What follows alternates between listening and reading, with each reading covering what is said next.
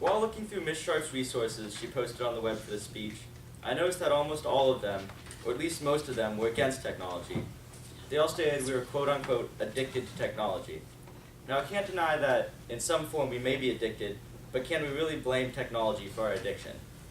In the article, Hooked on the Web, it states that internet addiction isn't a real thing, that it's not psychologically true.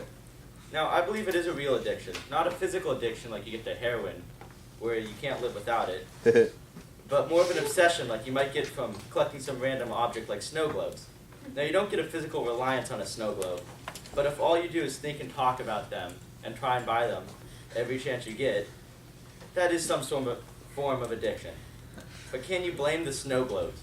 It's not only the snow globe's fault, but your fault for buying them in the first place.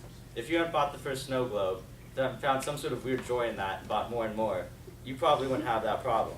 It's the same thing with technology. It's your fault for using it in the first place. It's a tool we created to make life easier. If you cut yourself with a knife, you're not going to blame the knife. You're going to be pissed off at yourself for cutting yourself, but you're not going to immediately think that all knives are now trying to cut you. Why do we do that with technology? We act like technology is trying to get us addicted and take over our lives. But no, it's a tool to make our life better. Now, some fields might not be beneficial, which is what M.T. Anderson tries to show in Feed, where we no longer think and have all information readily available to us. But it does help us survive. It gives us the simplest necessities to survive in our world. I'm not talking about cell phones or internet.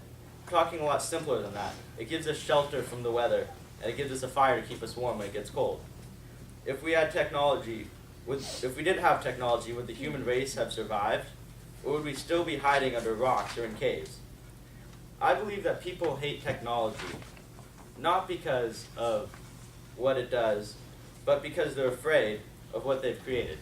It's just a tool. Were you nervous the first time you used a hammer?